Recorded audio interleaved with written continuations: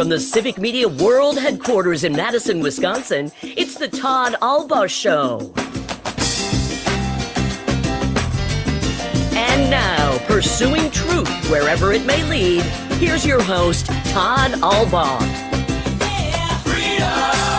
Across Wisconsin on the Civic Media Radio Network and streaming worldwide on the Civic Media app. Good afternoon, everybody. I'm Todd Allbaugh, still suffering from allergies, apparently. Here along Mr. Aaron Zommers, our producer and engineer, on this Wednesday, the 25th of June, 2025. It is a great day to be a Wisconsinite, and it is Hump Day. Yes, the camel is not suffering from allergies. You ever have that, Zommers, where you go to say something, you kind of like, definitely. all blogged up. One individual who is the quintessential broadcaster, who does not make stuff up like that, who does not have those problems. And he also has secondarily, a great head of hair. And on the promos, we were talking about this, so I suppose we should bring it up. Trygve Olsen and I, who we expect to be joining us a little bit later, enormously jealous of our next guest. He joins us every Wednesday. He's the host of Mornings with Pat Kreitlow every morning from 6 until 9. The talented, the lovely, and the coiffed anchor himself, Pat Kreitlow. Later, Trygve's later again? I don't know. I guess he's a very he's in demand. Can he not get like guest hosts? Can he get like Joey Bishop to show up on this stuff, or John Davidson, or David Brenner? There's a lot of people that do get guest hosts, but no, apparently he can't get one for himself. If Carson can get one, every time, it seems right? like Trygve should be able to get somebody like that. But no, you're here. You're here and accounted for, and we appreciate I'm here. You, Pat Kreitlow. Absolutely. How you doing? Well, I'm okay. I will say, and I have posted this, I am not a lawyer. I did not go to law school. It's true. But I was rather. Look, you can. It turns out you can in fact shame Trygve Olsen. You don't have to say his name 3 times. If you just shame him enough, he will appear. So yes, appearing from nation's capital, senior advisor of the Lincoln Project, Trygve Olsen. Pat, finish your thought. That I didn't go to law school. Yeah. And so I have to admit I was a little puzzled at this morning's state Supreme Court ruling, unanimous, 7-0, that struck down Governor Evers' partial veto dealing with literacy funding for a new literacy mandate that was essentially an unfunded mandate when Republicans on the Joint Finance Committee refused to release the money. Now, again, not being an attorney, and I have much respect for the 4 progressive justices on the court, so I was rather puzzled, and I dug into this, and I think this is where you and Trygve, I would be curious as to your thoughts. I know you haven't read through the opinion and everything, but the point of it is this. I believe that the justices fell into a trap that is set by originalists. The originalists believe that whatever was first written in the Constitution, Wisconsin, U.S., or whatever wise, you've got to follow that to the letter, or the justices refer to it as the 4 corners of what is an appropriations bill. Mm-hmm. Well, there's a parallel to Trumpism here, okay? I don't believe that the framers could foresee every circumstance. That's why I'm not an originalist. And in this particular case, without trying to get too deep into the weeds, the Republicans kind of split that new literacy mandate into 2 different bills. And because the money wasn't part of one of the bills, the short version is that the justices said, well, Governor Evers couldn't partially veto that because it's not an appropriations bill. I would contend the Republican lawmakers have figured out a way to basically rig the system in a way the founders, did not foresee. And they have created in the Joint Finance Committee what's called a supplemental fund. It's a slush fund. And I would think after today's decision, you may see a day when the Republican caucus just puts all of the money into a slush fund and says, you know what, we'll appropriate all of these things as we see fit. So that's where I'm a little bothered. I'm sure there's people that went to law school that cannot wait to pick a fight with me on it. But that was my take when I go, how does Governor Evers get a 7-0 ruling against him on partial veto powers? And I think that's part of it is they could not foresee the games that some politicians would play in the year of our Lord, 2025. Pat Kreitlow coming hot out of the gate. I love every minute of it. To give a little context here, the story being released by the Milwaukee Journal-Sentinel a little while ago here. And first couple of lines, as Pat said, Governor Evers inappropriately used his veto power in making changes to a bill intended to fund the state's quote-unquote science and reading law. The Wisconsin Supreme Court unanimously ruled a little while ago. The court's ruling is a loss for efforts by the governor, the Department of Public Instruction, to shift nearly $50 million with an M to K-12 schools so they can implement literacy programs as required, key as Pat said, by Act 20. That money has gone unspent as the legal battle unfolded, with Governor Evers of the DPI asserting the court should follow its allocation. However, the Supreme Court ruled, how convenient, as Dana Carvey once said, quote, it has no constitutional authority to override the legislature's choice and appropriate the money to DPI, unquote. The nearly $50 million in unallocated money is expected to return to the state surplus if it goes unspent after after June 30th. Yeah. So Pat, go ahead. That's your technicality, is that the bill for the literacy program, they allocated the money to themselves, to the Joint Finance Committee's quote unquote supplemental fund, which is supposed to be used for emergencies. Now, any common sense reading of the legislation would tell you there's only one place literacy money can go that mandates DPI do this, this, and this, and that would be to DPI. The justices are saying, well, they allocated it to the Joint Finance Committee, to themselves. We're kind of powerless to do anything about it. I just think that opens up a Pandora's box for huge abuse of that authority to create a supplemental fund for the Joint Finance Committee. So there's your Nerd 101 for the state budget for this week. And I think it's great. And just to make sure we understand correctly, keep me honest, this is different than what Evers did in the last bill with his creative vetoing and Correct. ensuring there was a 400-year funding, a little bit of a, what was it? Yeah, I don't know. It they wasn't that basically much. took a boost in school aid, and he crossed out some numbers in the years, and the boost in school aid now lasts for 400 years. And the justices there on a split decision said, yes, that was a proper use of the governor's veto powers. In both of these cases, by the way, this is a great lesson for the legislature that legislation is never static. The Constitution is never static. And when you see either one of these instances, you should immediately follow it up and go, okay, how do we fix this so that this kind of shenanigans can't happen next time? Unfortunately, you don't see that very much anymore because each party thinks, well, we'll just wait till we're in power and then we'll do the thing that we don't like that they're doing right now. And it's what makes people kind of cynical about politics, unless you read Trygve Olsen's Substack. Then I feel much more hope about democracy with each issue. What? What is up with that? Is just throwing haymakers. Turn down the volume. Your volume Wow. is way too high. You What's going on? thought I was coming in hot. Holy Yeah, cow. Zommers is always telling me he can't hear me, so I turned it up. There's something wrong. I think it's using the wrong microphone. Yeah, I think you're using like hold your on. earbud microphones. Oh, I see what I He did. literally didn't didn't have plug it plugged He in. literally didn't have He it plugged literally in. didn't have it plugged in. Grabs the plug. He shows up late and then he doesn't have his microphone plugged in. Great job, Trygve. This is fantastic. I love it. So, well, while he gets that microphone plugged in and set up there, Todd, I apologize for bringing my. Oh, there. Hey, it's Oh, Trygve there. sounding good. Look at that. Look at that. Hey, buddy. Now he's all set. And Pat's just throwing haymakers. It's like Mike Tyson back. He's in the great. day.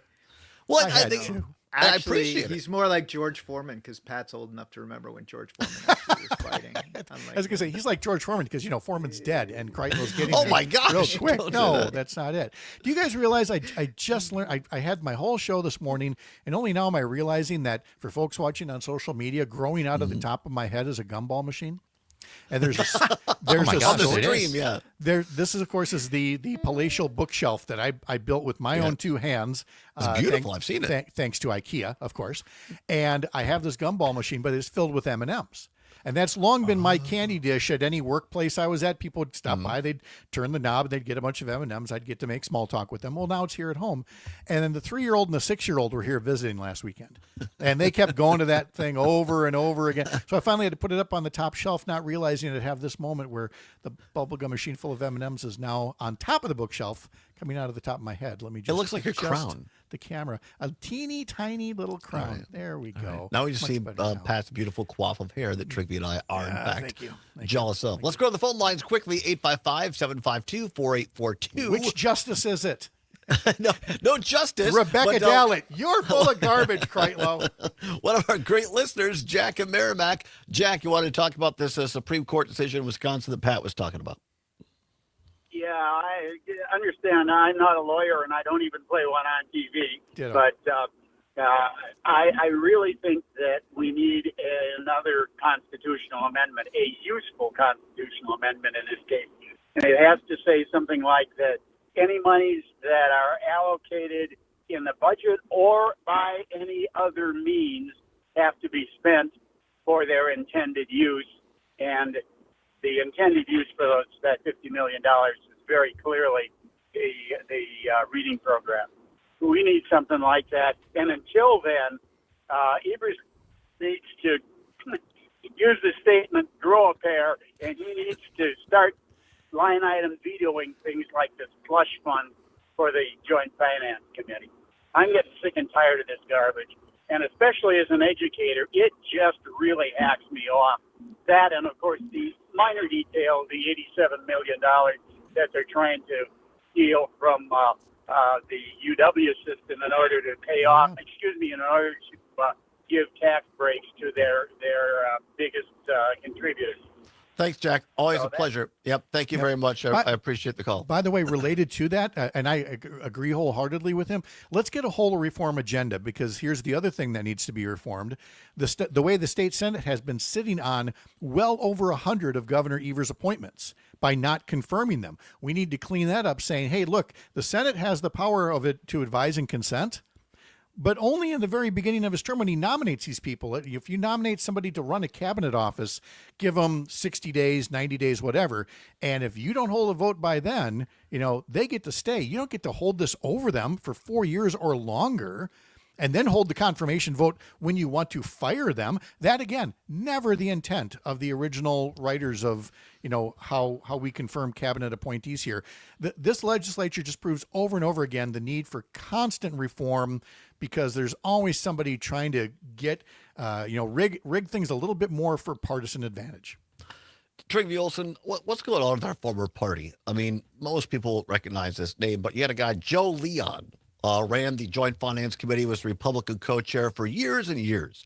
Powerful guy, but a sensible guy. There was no slush funds back when Joe Leon was running JFC, and holding not voting on up or down on gubernatorial appointments. What's up with our former party these days? I just think they become petty, and it's all about owning the other side, and there's an element of cruelty with some of them, and there is no plan. Like, it is just performative at the end of the day. And I don't know, Pat was mentioning my Substack, which I know that Pat is a loyal reader, because I can see how often he opens my emails. Wow. Thank you, Pat. I am proud of the fact that you read it every day. Yeah. But did you see what I wrote on I wrote about, going to the University of Virginia campus with my daughter, and I was thinking about Wisconsin a lot. That's a great tease. When we come back to the other side, Trygve Olsen will tell us what was on his Substack today, going to the University of Virginia, and how it relates to Wisconsin. Kreitlow, Trygve Olsen, Zommers, and Allbaugh back after this on the Civic Media Radio Network.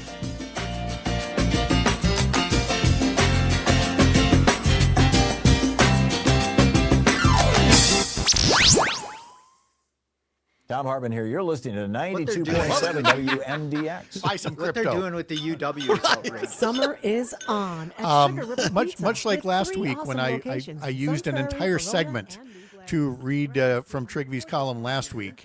I just might end up doing the same thing here. The coordinated campaign to undermine, defund, and intimidate public education. It isn't debate, it's control. It isn't about wokeness, it's about freedom.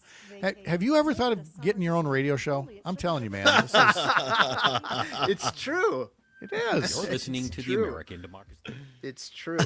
I walked around that campus and I was just busy thinking, few weeks in what New are York they City doing in as the Wisconsin? Democratic nominee for November's mayoral. And honestly, you know, here's the thing. I mean, I'm happy about it. Ula's going to go down and look at James Madison because Jim Schmidt's going there. But like, no university system is, you're not winning if people like Jim Schmidt and your best employees are heading to the exits. Yeah. Virginia, the University of Wisconsin, I mean, the University of Virginia system, the government of Virginia, and I'm no huge fan of Glenn Youngkin, but they're winning if they're getting people like Jim Schmidt. And I could be losing. wrong, but I believe we did cover all of this last Wednesday.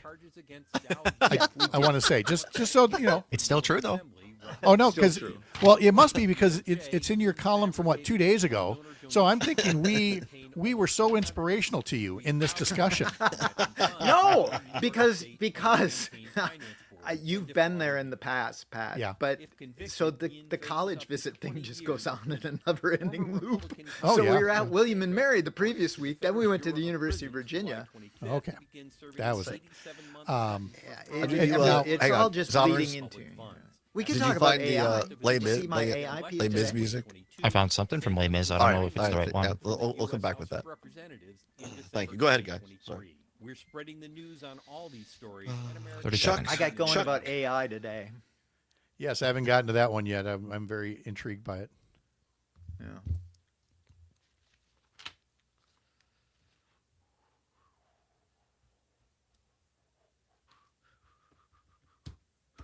Ten seconds.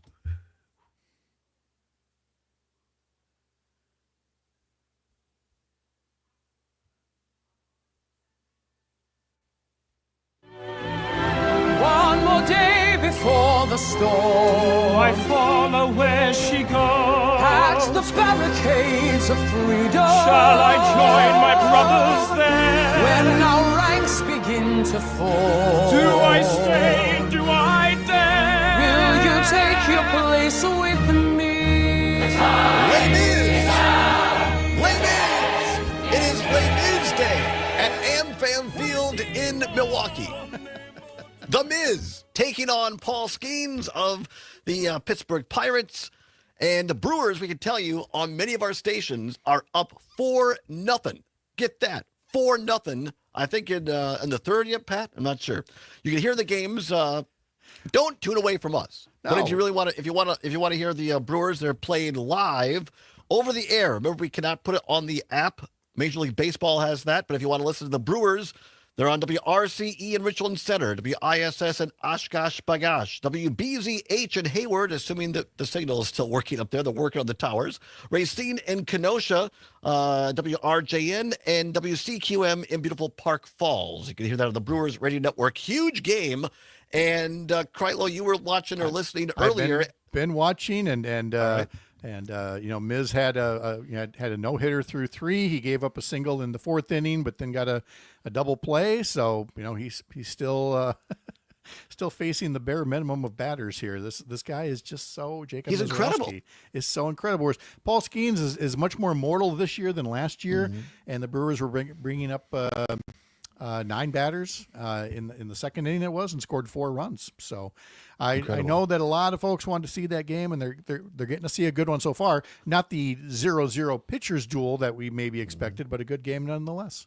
Absolutely. I before Luke Mathers left on his little vacation, I texted him and said, "Hey, have you got any extra tickets for the Wednesday's game?" He goes, "Yeah, but it's during your show." So which you should have said, "Yeah, your point is," you know. Right, I should have. That's when your next call is, "Hey, Trigby, could you guest host a show? Right. I got a dentist appointment." He is busy writing his Substack, and before the break, we left you hanging. Trigby on a Substack today, talking about going to looking for his oldest daughter college tours, and Trigby, you were about to say what?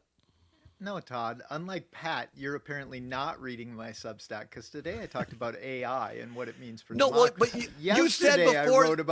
Yesterday I wrote about the University of Virginia, Todd. I'm hard You got to to keep up with these things. We run a daily, not a weekly over here, I tell you. Yeah, my Substack is a daily critique of how you search for hope. It is. That's the literal name of it. Searching for hope. I know. From Trigby. I know. I wish I had the time to write like Trigby does every day. He puts so many hours into this, and I'm jealous that he's that talented and can set aside those large portions of the day to write. But go ahead, Trigby. Yeah.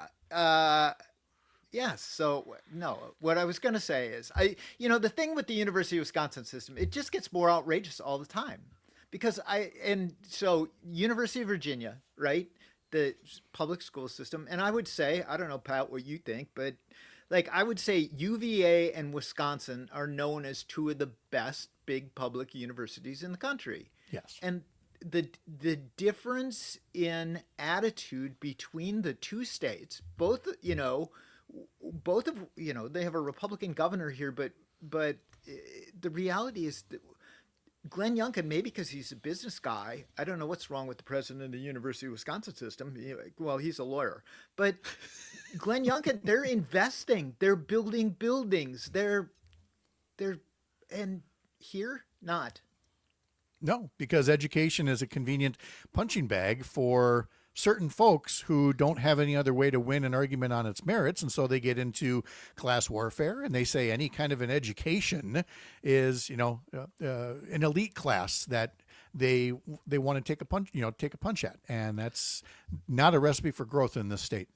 But how did they not get that places like economic drivers like Epic are dependent on a vibrant University of Wisconsin system? But Trigby, they know that. That's why there was that letter with more than 800 business leaders saying you've got to give a big boost to the UW system. And to those 800 business leaders, Robin Voss and the others gave those business leaders a big middle finger and said, no, we're going to do what we want to do to stay in power. You guys will be fine. How is it that Mitch McConnell put it about Medicaid? Like, oh, people will forget about it. You'll get over it just fine. It's just hubris. Pat is on fire today. He is. Last week it was Trigby coming in hot. Today it was quite low. I love every part of it. Pat, I want to give you a chance here before we leave this at the bottom of the hour. New Marquette Law School poll out today. According to the law poll in Milwaukee Journal Sentinel, 55% of people polled in Wisconsin said Governor Tony Evers should not seek a third term, but Democratic support is high. Thoughts? Again, parlor games, they're fun to talk about now, and it really is, the governor can make his decision and have, not complete, but near unanimity behind him one way or the other. This is not a Biden cognitive situation. Republicans will try to make it one, don't get me wrong, but this is not something where people are, pounding the doors of the governor's mansion saying, Governor, you can't do this. You can't do this. There's Dan Schaefer putting out the rhetorical case out there, but there's no overwhelming public demand at this point. So it's a worthwhile survey topic, but that's about it. I think it's more than that, because what happened last night in New York, I want to come back and talk about that. You had a socialist Democrat winning the Democratic nomination last night. That's not happening here. It'll happen in Madison for the mayor's race, but not for Wisconsin governor. That's my point. The way that it's set up now in Wisconsin, Pat, you know this. Democrats in the primary only have to focus on two counties, Dane and Milwaukee. You get a Democratic socialist to win those two counties. But that's all they would have to do in a Democratic primary. Then you got a Democratic socialist, and it's Katie bar the door. It's Scotty Walker style politics back in the Capitol. Now it's Todd's turn to come in hot. I'm just saying. Isn't that true? Let's talk about this on my show tomorrow morning at 7:52. All right. Oh, look how smooth he is. Oh, my God. Look how smooth he is. No. All right. 7:52. I'll be there. I'll be there tomorrow morning along with Pat and Parker. Parker is doing our show tomorrow, too. Parker has a busy, he is. Well, yeah, he's at the ball game. No good deed goes unpunished. Here's some tickets, Parker. By the way, double duty. All right, the Miz is still on the mound. Miz is still on the mound. Thank you, Pat. Hear him every morning, 6 until 9. Trigby's back after this. Don't go anywhere. Midwest Farm Report update is next on the Civic Media Radio Network.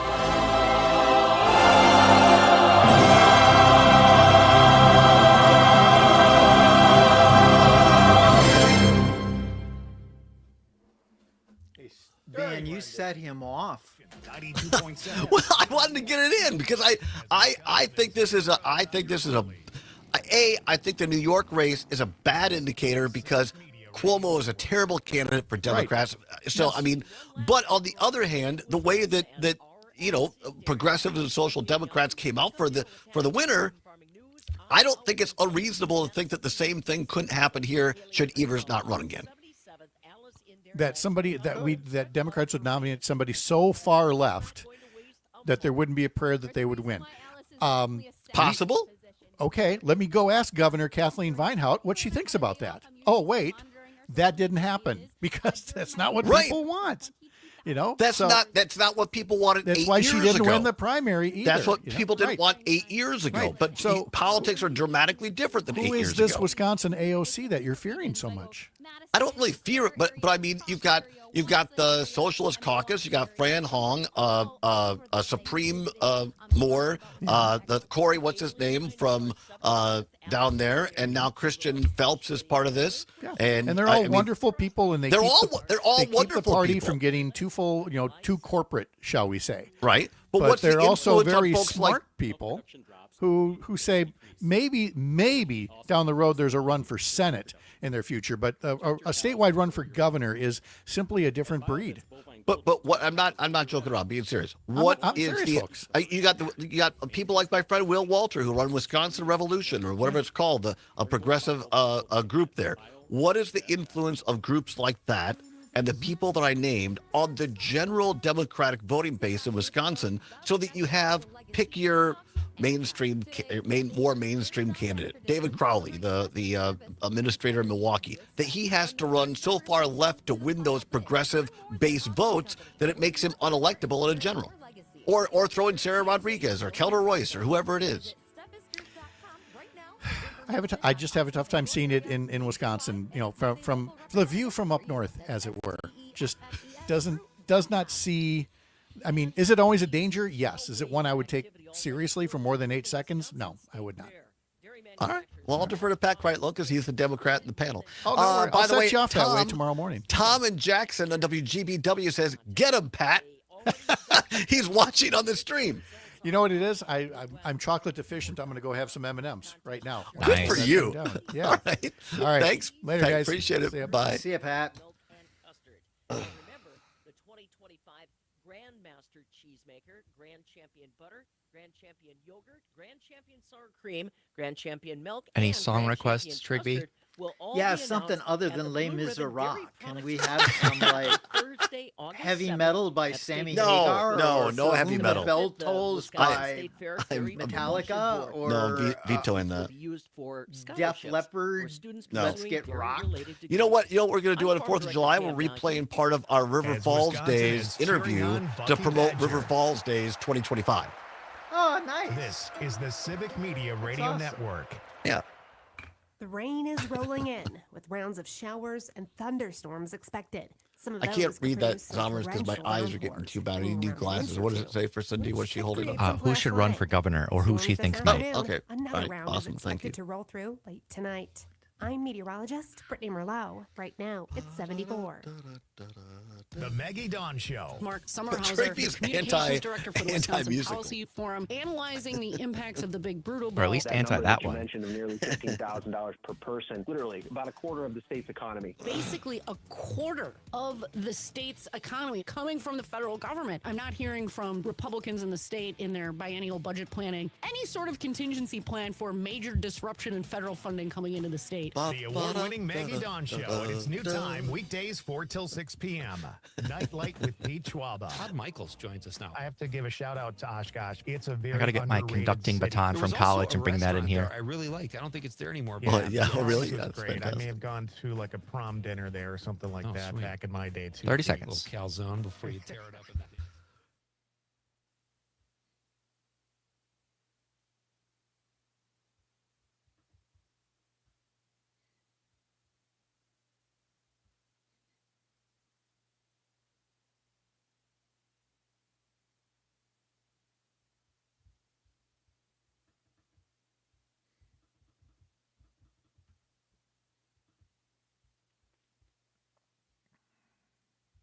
Do we want to get rocked?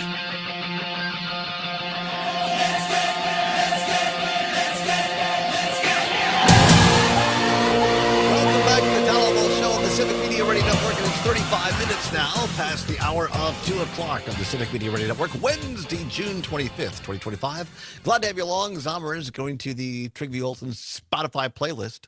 Trigby did not like my Les Mis soundtrack. But that's fine. You could Trigby have done Olsen. Hamilton. I could go with Oh, Hamilton. really? But Well, that doesn't it's a little play on words, Trigby. The Les What are we going to get Miserables next? Don't and cry for me, Argentina. No, it's because the Miz is on the mound for Milwaukee right now. Big, huge game against Paul Skeens, the pitcher for the Pirates. The Brewers are up right now by 4-0. Brewers are up 4-0. What? Is that professional baseball? He's a Twins fan. That's one of the few bad strikes against Trigby. He's a Twins fan, but that's all right. We'll forgive him. Trigby Olson, a Republican, a former Republican like myself, worked for people like John McCain out in Washington, D.C. Now the senior advisor of the Lincoln Project joins us every Wednesday. Always so glad that you do, Trigby. Let's talk about this a little bit right before we went to break here with Pat Kreitlow. And again, I'll be joining his show tomorrow morning between 6 and 9. Always appreciate Pat coming on. But the Marquette Law School poll came out. There's been a lot of talk. Our own Dan Schaefer, political editor and founder of the Recombobulation Area, been getting a lot of play on his column, his op-ed, saying that Tony Evers should not run for a third term, saying that basically Evers is gotten to the age where he shouldn't push it any further and get into a Joe Biden situation, not suggesting that he currently is, but Schaefer's point is basically it's time to pass the baton. Marquette Law School poll came out just a few minutes ago. 55% of voters polled said in the Marquette poll said Evers should not run for another term, while 42% said the governor should run again. Governor's overall numbers stay pretty high, but what do you think? What do you make of this? Do you agree with Pat that me bringing this up is just parlor games? Let's look at Wisconsin first, and then I want to get your take how and if it ties in to what happened in New York City last night. How it ties? Well, so all right, let's talk. I mean, what do you think of the Marquette numbers first? The Marquette numbers? Yeah, the 55%. Numbers, yeah.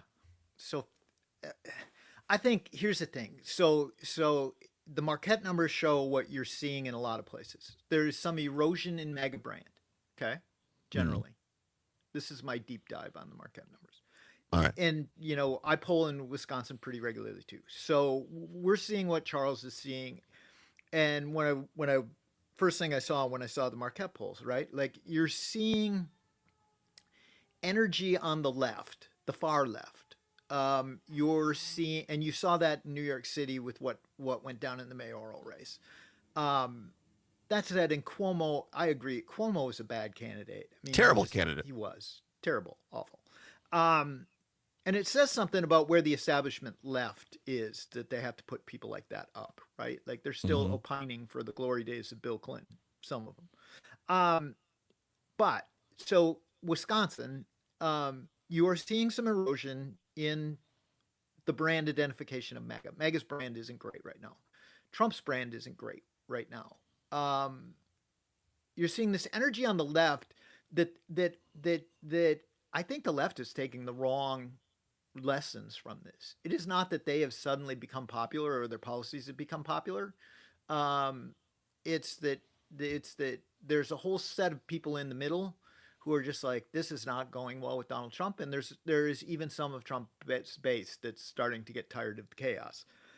That doesn't mean that they're going to vote for progressives. And I kind of agree with, I actually agree with you in terms of if you have a Democrat primary. The problem with the Democratic primary in Wisconsin for the governor's race is going to be the outweighted role in a primary that Dane County plays primarily, Milwaukee County to a degree, versus the rest of the state when it's the rest of the state that you have to win in a general election.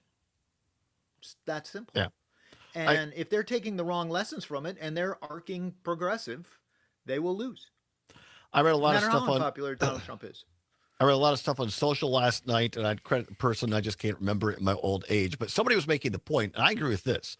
Well, let's get your take, Trigby, as someone who polls nationally and knows these things.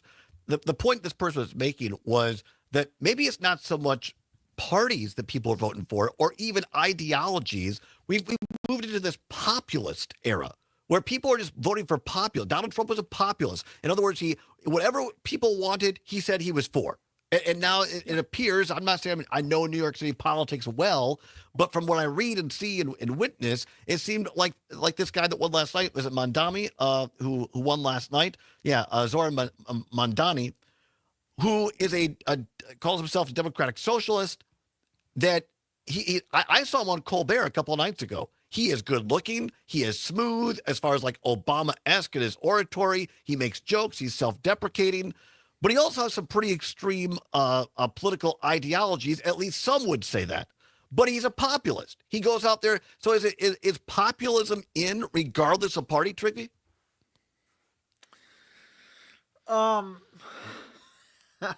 So it's funny that you asked me that, because years ago in Europe, there was all this conversation about the rise of populism, right? Like and they're very anti-populist because they like elites running things in Europe because they're European.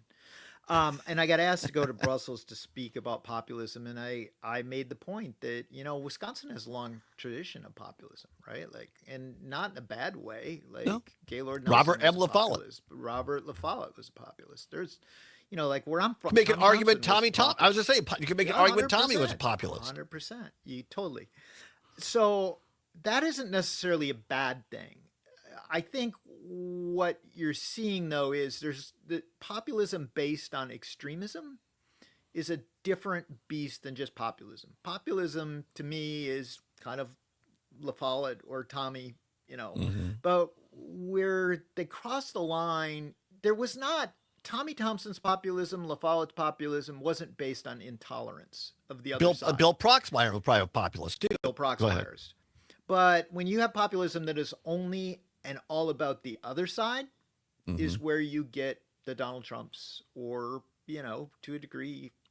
I mean, it's yet to be seen what you're going to get in New York. But there were elements of intolerance. There was also elements of economic populism. And it remains to be seen what this guy truly is, I think.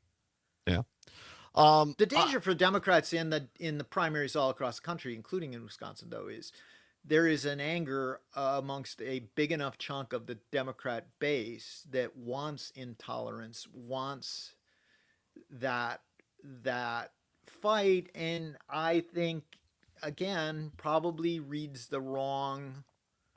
It's funny, too, because I say this, they can take it for what it's worth because it's coming from a former Republican, but one who was pretty successful at times at beating them in places like Wisconsin and other sort of purple states. It kind of is playing into the hands of the right, because the truth of the matter is that left-wing populism and intolerance is less popular in a state like Wisconsin than right-wing populism. Say that again, please. Make sure we understand that. Say it again. Left-wing core populism is less popular than right-wing populism is, in part because you've got the country in a state like Wisconsin is slightly right of center when it comes to cultural issues, or center, but depending on how far you go. So, but they certainly are on economic issues, and so cultural populism is a track to lose. And to your point, people are going to say, well, Trigby, what do you mean by that? I don't want to put words in your mouth. You can say whatever you want, but just the Marquette Law School poll, to your point, Trigby, and this poll is released today, said favorability of political figures and organizations for the MAGA movement, 43% said it was favorable, 53% said unfavorable. Black Lives Matters movement, only 37% favorable, 53% unfavorable. Is that what you're basically talking about? Yeah, for sure. So that's a tangential example and data to back up what Trigby just said. One second. I ask the question all the time for people to score Black Lives Matter versus MAGA, 0 to 100. Force for, so it's from force for basically like bad to good, right? How people see it. It is defining in the sense that, well, MAGA has traditionally been pretty unpopular. The truth of the matter is, amongst people in the center, Black Lives Matter, if it's modeled on the rhetoric of the two, MAGA rhetoric is slightly more popular with those in the center or less toxic than defund or abolish the police is. And that's exactly, I'm glad you said that, because that's exactly, we're not talking about we're not talking about equality here. We're not talking about equal rights. We're talking about the rhetoric of both of those, of those things. And I think that's an important distinction to make. 855-752-4842, 855-752-4842. Let's go quickly to the phone line. Cindy, thank you so very much for holding, Cindy. You wanted to comment on how this translates into the gubernatorial race in Wisconsin next year. Hey, Todd. Hey, Trigby. Well, I don't have a problem with Governor Evers because he's a critical thinker. And I think in this state right now, we need somebody at the helm who's a critical thinker. And I really think, though, if he steps down or decides to step aside, that Ben Wickler is going to take his place in line, because I think that's why Ben stepped down from the DPW, so that he could run for the role of governor. That's just my perspective. Thanks, Cindy. I appreciate it. Trigby, thoughts? Well, I mean, that's the thing, right? The challenge. First of all, I'm a huge fan of Ben. Mm-hmm. I just come out and say it. And there's a part of me, Ben and I probably, if you sat us down, I don't know, Todd, you'd have a better sense of this. If Ben and I were to sit down and talk about what we believe politically, pretty sure Ben and I wouldn't be in the same place. on some things, yeah. But we're in the same place on democracy. We're in the same place on. I wish we lived in a world where people like Ben and I could have civil debates about what's the appropriate level of funding for the University of Wisconsin, or how much diversity. I bet you guys would be very, very close on that. Yeah, we would. Actually, we would. But the risk isn't Ben. I mean, at the end of the day, what people in Wisconsin are really hungry for, I think, is somebody who's a cheerleader, somebody who gets out there and starts calling BS on a lot of this stuff and is telling it like it is. And if that person tends to be a little bit more to the left on certain issues, and I think Ben is somebody who could potentially do that. But I think there's probably a lot of people. Sarah, the lieutenant governor, I think could do that. Sarah Rodriguez, but yeah. The problem is going to be with the Democratic primary is it would be very easy to not bridge that gap and just run I'm going to turn out the farthest of the left. Mm-hmm. And if you have 6 or 8 candidates, that will be enough to win. And that's where I think I agree with, and that's why I do agree with you, and I think it's kind of dangerous. Let's go to the YouTube channel real quickly. Jim, watching on YouTube, says, "I wish you guys would stop referring to people who want universal health care and living wage jobs and taxes for billionaires at a comparable level to us working stiffs as the radical left. The last 6 presidential elections have demonstrated one unquestionable fact. People want to change in the status quo. Sadly, not all change is for the better." I appreciate the viewership, Jim. We're going to come back and answer that on the other side. I think we need to clarify that, because I think we're probably closer to Jim than he thinks, but it's a really great question, and we'll address it on the other side. Don't go anywhere. Trigby, Todd, Civic Media Radio Network across Wisconsin on a Wednesday. Stay with us.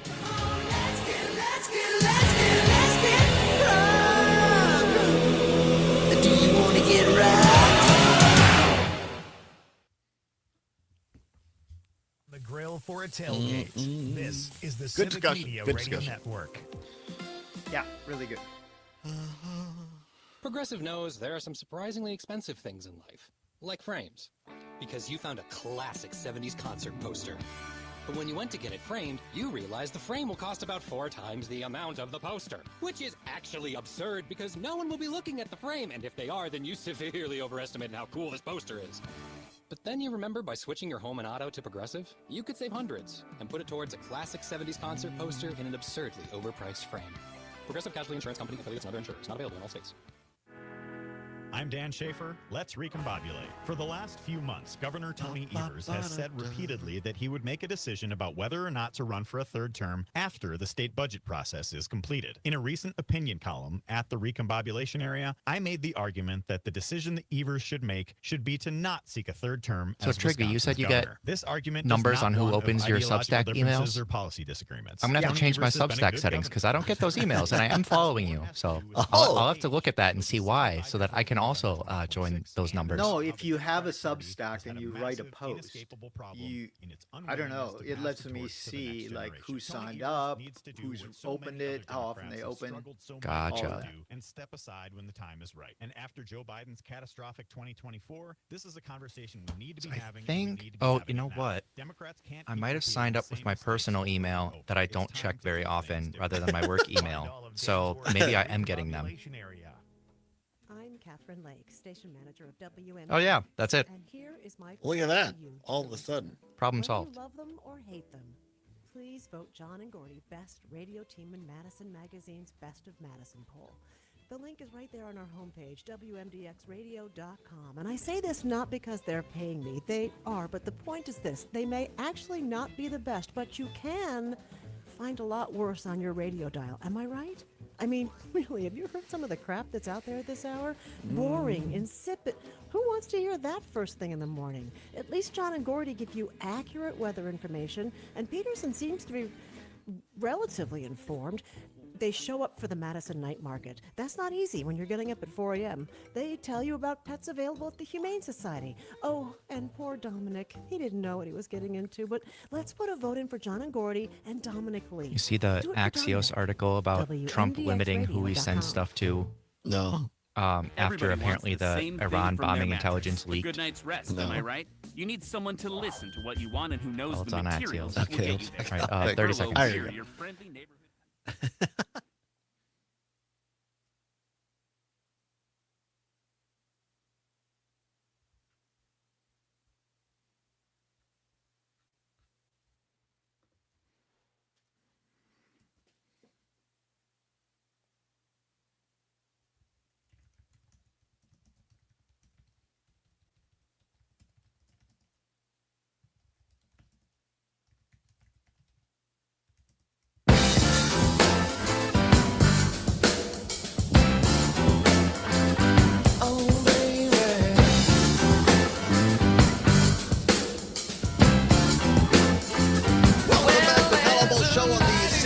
Radio Network, 8 minutes now before the hour of 3 o'clock, and hour number 2, a little what's worse for you, and much more. Don't go anywhere. Brewers right now playing across several civic media stations around the state can tell you that the numbers are in, and today's game has the largest attendance of the season at American Family Field.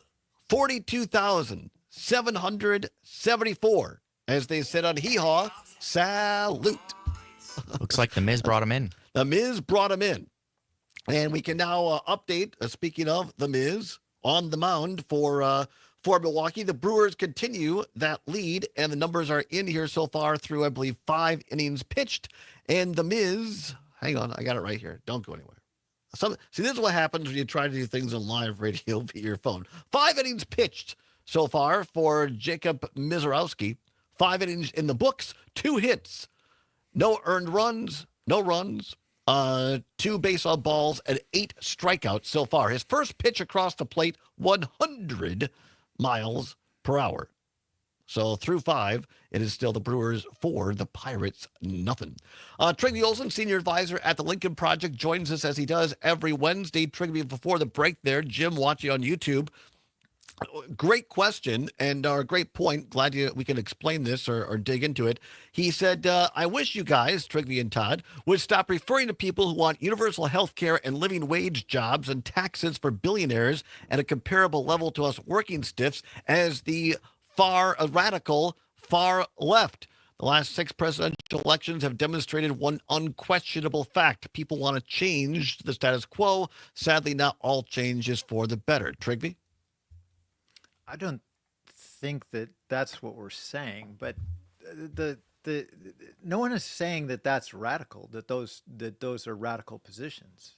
But when Democrats, I say this often, Republicans, and coming up in Republican politics, you're taught to build narratives.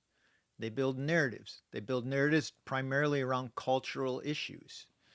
And the truth is that if men were actually going to be able to play women's sports in high school, that would in fact be a pretty radical position.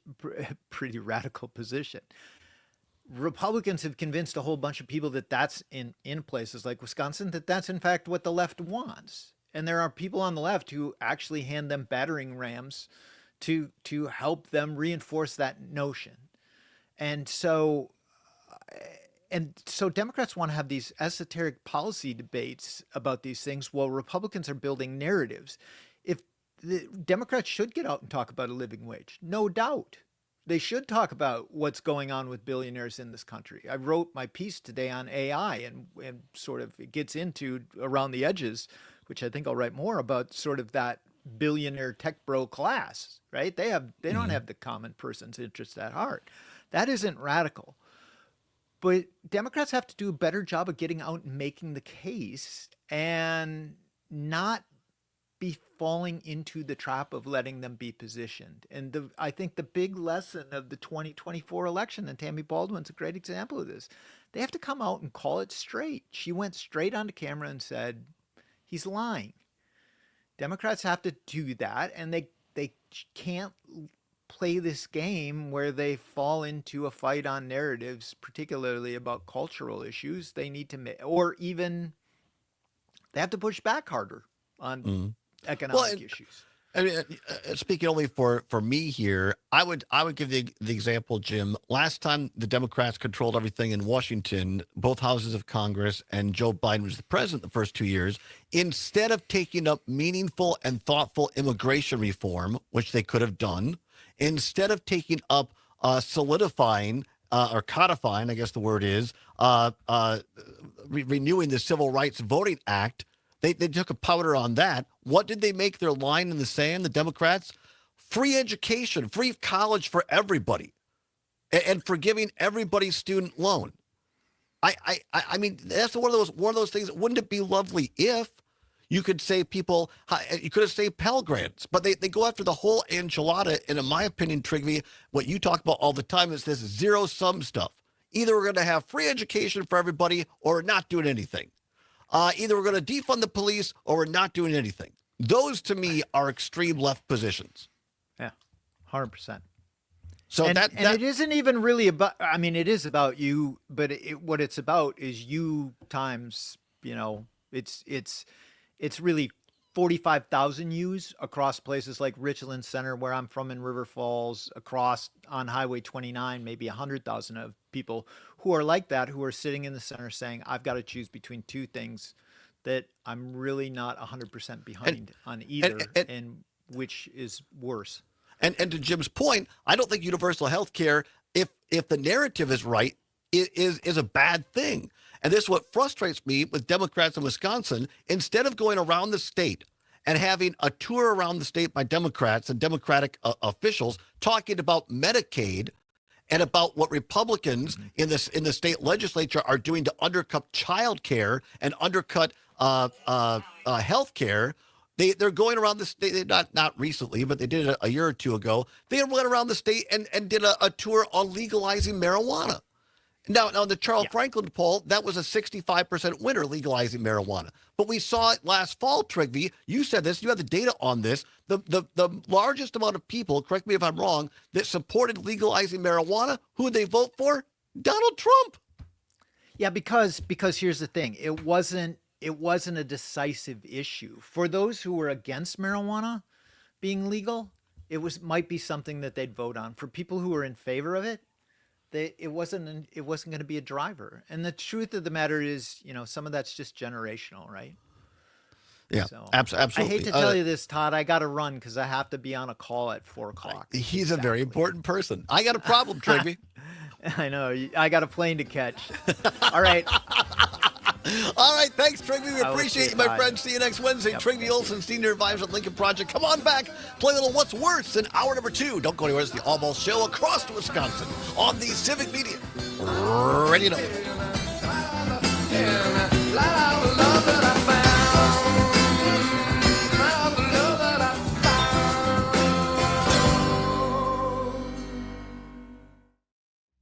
This is 92.7 WMDX Columbus, Madison's home for real news, great conversation. A Civic Media station. ABC News, I'm Michelle Franzen. President Trump, before wrapping up at the NATO summit in the Netherlands, told reporters he's confident the ceasefire deal between Iran and Israel will hold. I dealt with both, and they're both tired, exhausted. They fought very, very hard and very viciously, very violently, and they were both satisfied to go home and get out. Capitol Police say nearly 36 demonstrators were taken into custody today, charged inside the Capitol for obstruction. That crowd protesting the president's budget reconciliation package that will also include cuts to programs like Medicaid. Minority Leader Chuck Schumer has been released from a hospital in Washington, D.C. after being treated for dehydration this morning, according to a spokesperson for the Democratic leader. Schumer was working out at the Senate gym when he felt lightheaded. He's back working at the Capitol, reminding everyone to drink water and stay out of the heat. The East Coast has been taxed by triple-digit temperatures all week. This is ABC News. As Wisconsin as a fish fry on a Friday night. This is the Civic Media Radio Network.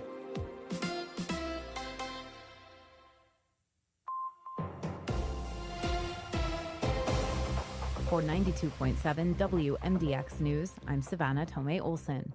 The Woodman's on the east side is back open after the roof caved in during Monday's storms.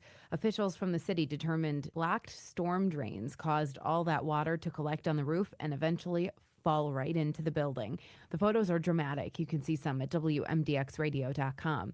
Woodman's staff thanked city employees, first responders, contractors, and everybody who helped shore things up, calling their efforts, quote, nothing short of exceptional. The store opened this morning at 6 o'clock. Meanwhile, a local nonprofit that serves neurodivergent folks is shut down for the time being because of storm damage. Camp Creatability serves 30 to 40 people a day, giving them a supportive place to explore art and self-expression. WKOW talked with the founder, Debbie Armstrong. She said when she walked in Tuesday morning, she was walking right through water and started crying. She called clients to tell them Camp Creatability would be closed. Now, they're not done evaluating all the damage yet, but it may cost $20,000 to $30,000 to fix. Armstrong has started a GoFundMe to try to cover some of that cost. She's hoping to open again later this week. Monday was one of Madison's wettest June days on record. We got a total of almost 2.5 inches of rain. It was the 9th wettest day in June since 1980, and it's not done yet. We've got a little bit of rain today, and we're expecting about an inch of it tomorrow. Before we got those storms, we had the intense heat over the weekend, and officials say pavement buckled in at least 50 spots across Wisconsin. Quick jumps in temperature like we had can cause slabs to press against one another, and sometimes they pop. That buckling even caused some traffic backups and delays. And you're going to want to keep your eye out for it yet again this weekend. Temperatures could reach 90 both Saturday and Sunday here in Madison. I'm Savannah Tomei Olson, 92.7 WMDX News.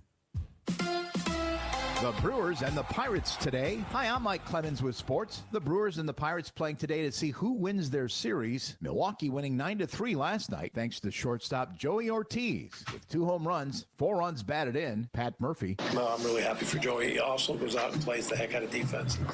One of the most important positions on the field, and he plays it really well. So I'm really pleased with how he's. But I'd say confidence is number one.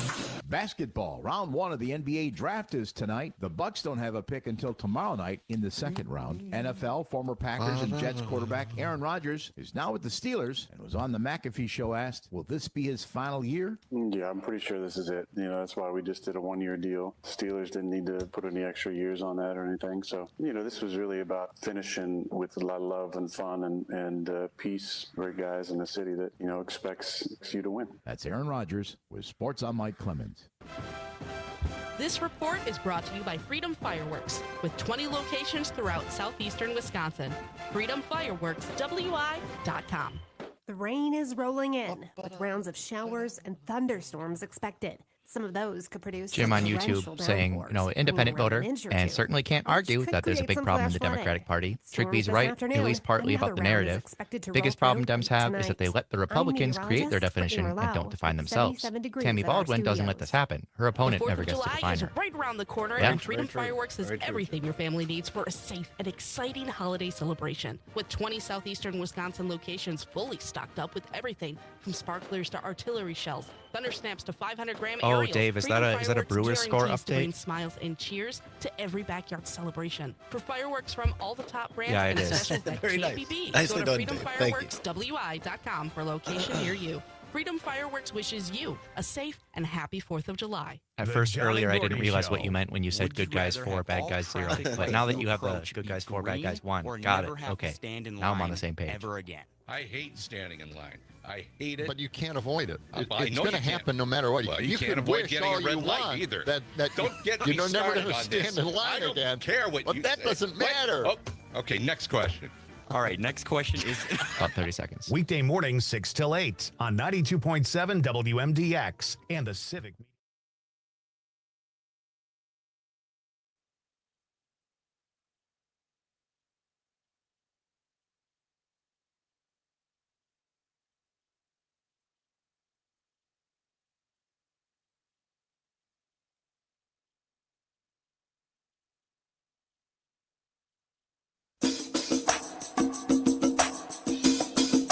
From the Civic Media World Headquarters in Madison, Wisconsin, it's the Todd Allbaugh Show. And now, pursuing truth wherever it may lead, here's your host, Todd Allbaugh. Across Wisconsin on the Civic Media Radio Network and streaming worldwide on the Civic Media app. Good afternoon, everybody. I'm Todd Allbaugh, along with Mr. Aaron Zommers, our producer and engineer. It is 6 minutes now past the hour of 3 o'clock. Welcome into hour number 2 of the broadcast on Wednesday, June 25th, 2025. It is a great day to be a Wisconsinite, and it is... Hump day! Here's what happened. Even the camel is fixated by the Miz on the mound for our Milwaukee Brewers. The game is going on right now across several Civic Media stations over the air. Remember, we can't stream it due to the MLB rules, but over the air right now, several stations across Wisconsin on the Brewers radio network. And we can tell you it is the 7th inning stretch right now. Going into the top of the 8th, the Brewers 4, the Pirates 1. Yeah, the camel was getting up to get another beer. Yes, he was fixated on this. The Miz having a great day on the mound once again. Record numbers, biggest crowd of the season so far for Milwaukee at AmFam Field down there in Milwaukee. What a great day. What a great story. Jacob Mizorowski. I mean, this kid just seems to have everything you want. He seems humble. He seems like a nice guy and enormously talented. His first pitch off the mound tonight, 100 miles per hour this afternoon, I should say. So he keeps on getting it done. We'll update you on that. If you live in one of our select cities across Wisconsin, including Richland Center, Oshkosh, Racine, Kenosha, Park Falls, and perhaps Hayward, you can get it over the air right now. I only say perhaps Hayward because little tower trouble. Our great engineering team is on it. So if you're not hearing it over the air, hopefully you will hear that shortly. Many thanks to Pat Kreitlow of Mornings with Pat Kreitlow. Every morning you can hear him from 6 until 9. I'll be on his great broadcast tomorrow, just before 8 o'clock, 7:50. Tune in. Kreitlow's going to try to gin me up. So will he succeed? Well, I don't know. Well, depends how much coffee I have before I go on the show. Many thanks to Patrick. Also thanks to Trygve Olson, Senior Advisor at the Lincoln Project. Always appreciate him being here. And coming up this hour, more news you can use. Look at some state headlines as well. But right now, it's 8 minutes past the hour of 3 o'clock. Time once again for What's Worse. Let's go. This or that, this or that. Then, of course, the choice is yours. You can get with this or you can get with that. Time once again for What's Worse. No prize money involved, nothing giveaway, but you can have your voice heard across all, well, not quite 11 stations because some of them have Brewers games on, but most of our Civic Media Radio stations across the Civic Media Radio Network. No better place to have your business advertised than on the Civic Media Radio Network. Give us a shout out at civicmedia.us on the old World Wide Web, civicmedia.us. And our sales team will be happy to get in touch with you and learn how you can become one of our sponsors, one of our partners. We would love to have you. All right.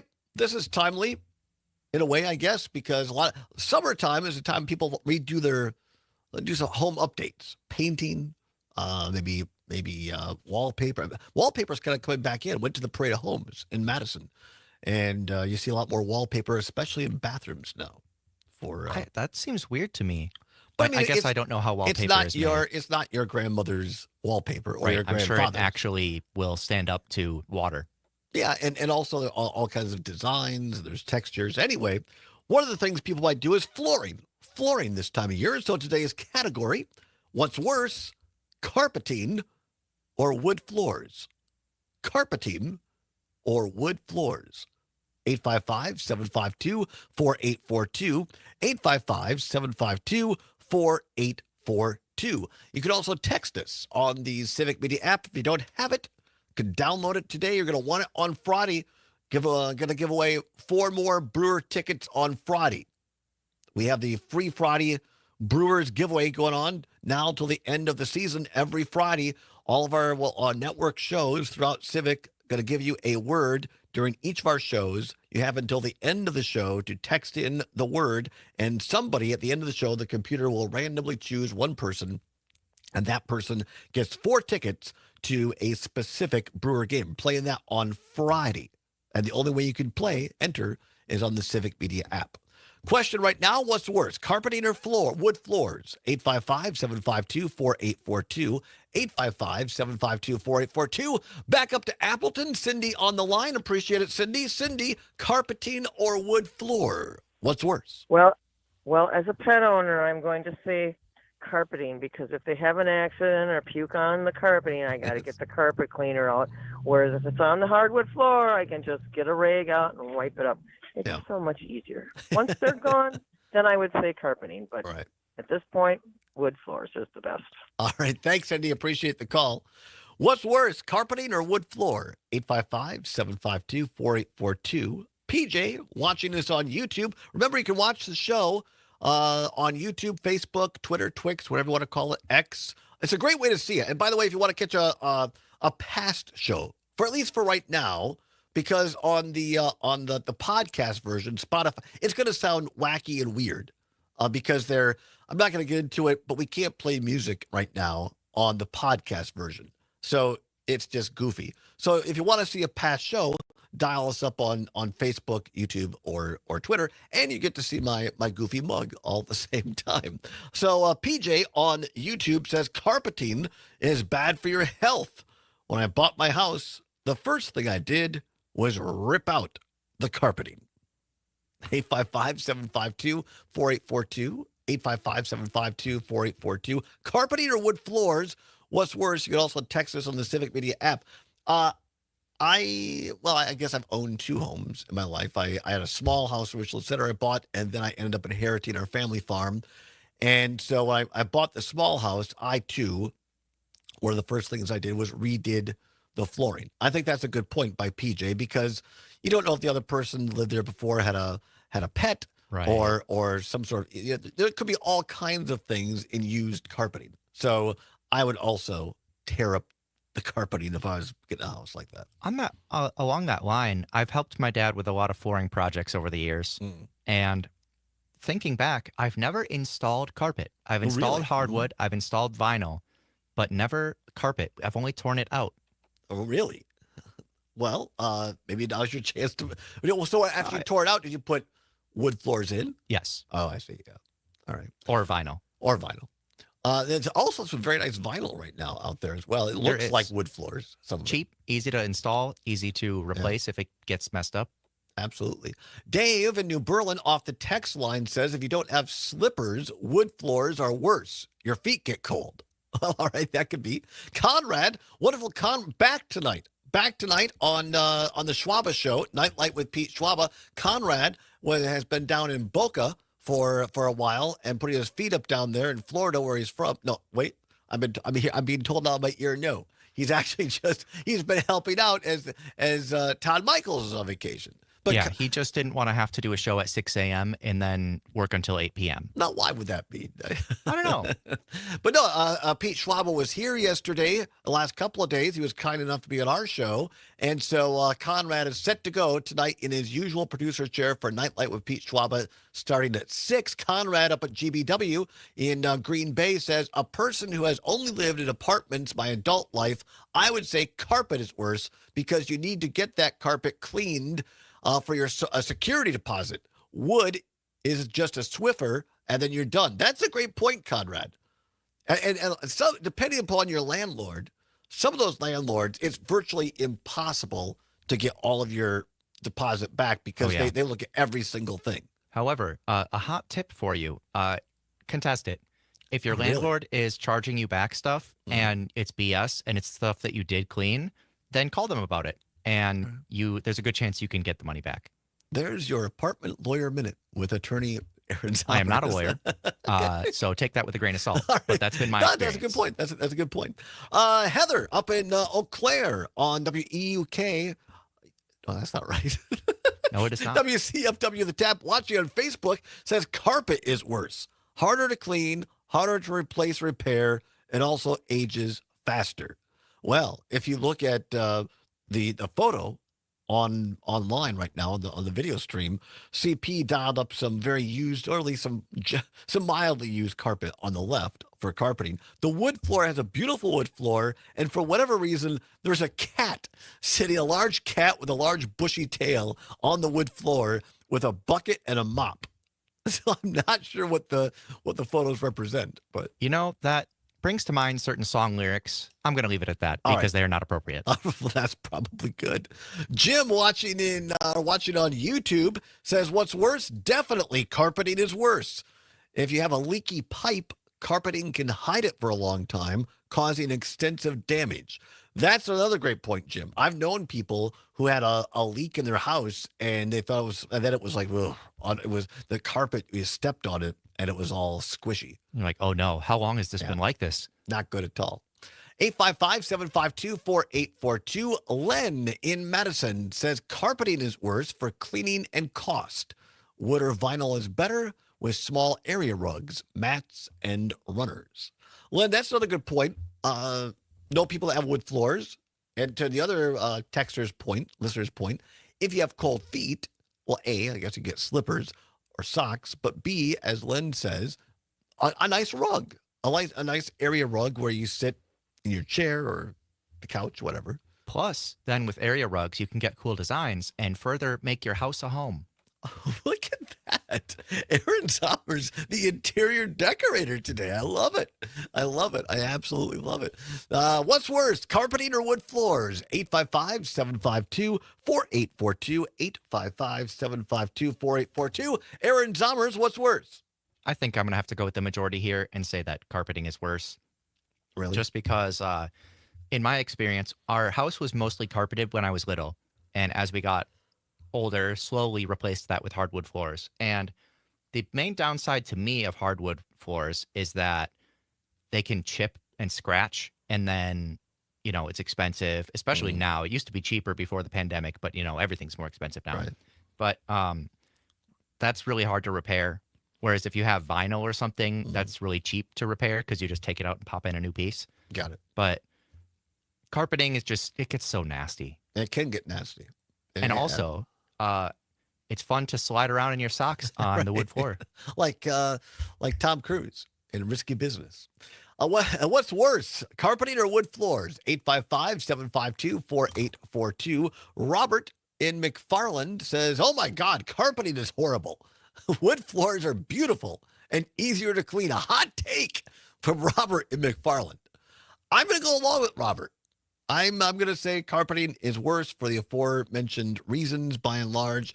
Wood floors, generally speaking, look nicer and are easier to maintain, clean. They're certainly cleaner.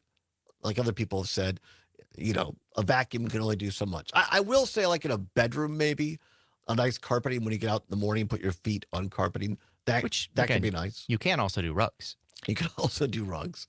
But overall, I will agree that carpeting is worse, especially if you have like kids or dogs or something like that. Yep. Then it's just, it gets goofy. All right, there you go. That's another edition of What's Worse for today. We'll be back with a brand new edition tomorrow. Let's look ahead. Let's preview tomorrow's What's Worse. Oh, it's a meat edition. Meat. Who has the meats tomorrow for What's Worse? Come on back. Give you a Brewers update on the Miz after this on the Civic Media Radio.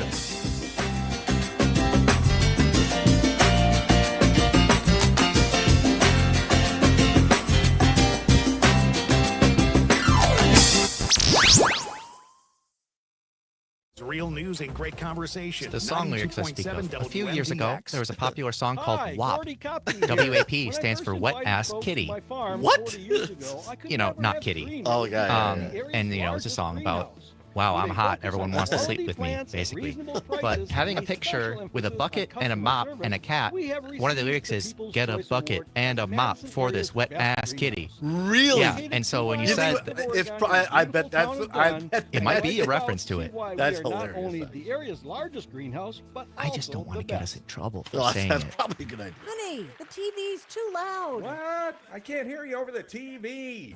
If this sounds like your house, it's time to visit Madison Hearing Aid Center. They'll help you turn down the TV and the arguments. Oh, Gordy With said thanks for the technology promo they ended up utilizing using, you know, the one we AI, thought they and a would. team that actually But he did think that the They'll other have ones you were hearing funny. things you didn't And he was even like, know you yeah, missed. the Connie and Fish one, looks I don't know if the family I members haven't would be heard happy that about in that. 20 years. Visit MadisonHearingAidCenter.com. But they thought it was funny. So that's Turn up what the the summer intended vibes purpose at was. Chula Vista Resort, your playground for summer dreams, water parks and sun-soaked pools, epic water slides, soaring zip lines, and world-class golf.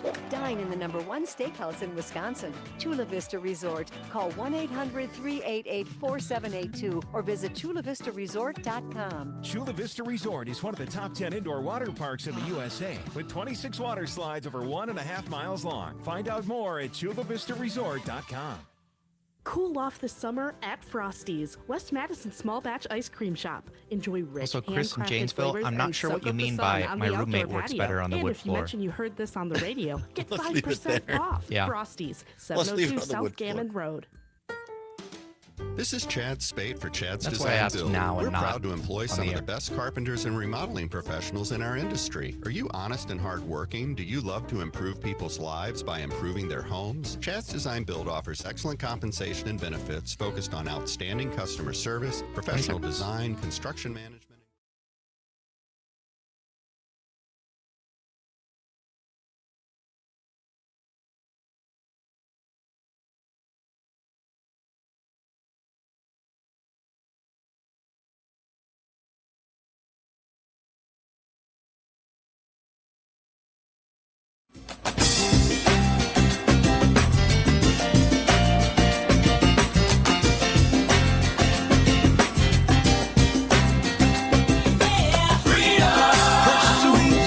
Wherever it may lead and having fun doing it. Welcome back to the Todd Allbaugh Show on the Civic Media Radio Network. Glad to have you along, Zommers, on the board. Allbaugh behind the mic here on, I guess I didn't give a weather update today here in downtown Madison, the world headquarters on State Street. Pretty nice day, a little humid, a little sticky out there. The Sam Davidson Street Cam on downtown Madison. You see the beautiful Overture Center there on the right for those watching on the stream. People staying inside, it looks like. Saw a larger school group a little while ago going up and down the street. But overall, pretty nice day. High clouds right now. Looking for some rain around parts of Wisconsin. Again, next 24 hours. Some places could get some downpours and the like. But overall, pretty nice day. Weekend's going to be hot. Oh, here's a important update for our listeners on WMDX here in Madison. If you are wanting to partake in the first concert on the square, big events here every Wednesday from now until like the first part of August, free. They're free. They're fantastic concerts on the square outside of the Capitol lawn. It's a go. Right now, they're saying despite a chance of some rain here or there, they're going to try to get this in. So if you want to, you can do it now starting at 3 o'clock. It's now 24 after 3. You can bring a blanket down, reserve your space. You can only have a lawn chair if you sit further back, like along the sidewalk. But on the lawn proper, bring a blanket, reserve your space, and the concert gets underway. I think it's 7 o'clock tonight. So It is 7 o'clock, and today Is Dancing in the Street is what the event is called. They're playing Motown hits. Oh, great. Always a great time. So for MTX listeners of Madison, Concerts on the Square right now is a go for tonight. I want to get into a little bit of what's going on in Washington. Again, some of the international things going on. Some of these, this kind of politically sexy election in New York City last night that we touched on a bit in the first hour. But again, I think it's important not to lose focus of this Trump bill going through Congress right now, the reconciliation bill, basically the budget bill out in Washington, D.C. And here now, our crack staff has put together these 6 largest vote problems at hand. Number 1, rural Republicans. Red state Republicans are worried about Medicaid and rural hospitals. A proposal to add a new fund, billions of dollars for rural hospitals, may help, but it is a hasty Band-Aid. This is something to watch. New reporting from The Hill today, headline says GOP senator warns Medicaid cuts could derail Trump's mega bill. Senator Josh Hawley, Republican of Missouri, and by the way, certainly no, as they say, snowflake. He's a MAGA red meat guy. But Senator Josh Hawley is warning that President Trump's mega bill could run off the tracks this week if Senate Republican leaders fail to address his GOP colleagues' concern that deep cuts to Medicaid spending would devastate rural hospitals in their home states. Hawley said Republican leaders provided a little detail last Monday night about how they would help rural hospitals, nursing homes, and community health care providers in rural areas. Want to step away from the story on the Hill for a second. Some great reporting by WISC Channel 3 here in Madison a couple nights ago. And we had these folks, Summers, you'll remember this, last year during the presidential election when then Vice President Harris was in Ripon, Wisconsin with former Congresswoman Liz Cheney. Right. We were there. We did the show from the little schoolhouse, the birthplace of the Republican Party in Ripon, Wisconsin. And we had on folks from Sauk County. And that if you're not familiar, Sauk County is just below Wisconsin Dells. Most people know where Wisconsin Dells is. And they were talking pretty close to a year ago that they were facing a shutdown of what used to be called the county home, but the publicly funded retirement nursing home facility in Sauk County. Now, Channel 3 reported this week that there is a vote coming up, maybe this week yet, where this is real now. That the nursing home in the public nursing home in Sauk County is looking at extinction right now. Where do these people go? Where do the poorest, the most indigent among us in our communities go? That is one example right here in Wisconsin that is already happening in Sauk County, at least potentially. It's on the verge of happening. Now here, Josh Hawley in this article in The Hill saying that could be repeated, not just nursing homes, but rural hospitals as well. Hawley said, quote, "I'm confident it will not be put on the floor as it is currently. Something will change. They'll add something. It's just unclear to me what," unquote. Then he went on to say, quote, "It's all a work in progress," and then warned this rural hospital stuff, this could threaten the progress of the whole bill.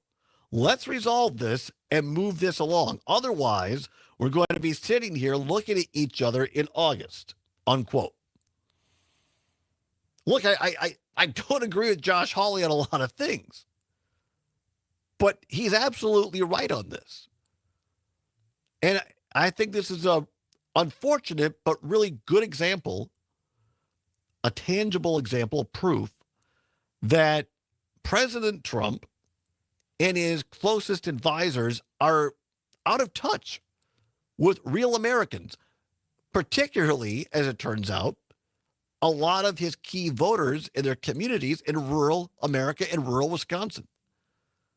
Because if he was in touch with his core voters in rural America, he would understand how critically important and popular rural hospitals are. And they're all, I'm sure nearly everybody listening to me on this show across Wisconsin knows exactly what I mean. We're going to come back, talk more about this, things that are going on this bill out in Washington, D.C. that we should keep looking at. Don't go anywhere. We'll continue after our news, sports, and weather update. It's the Todd Allbaugh Show for a Wednesday across Wisconsin on the Civic Media Radio Network.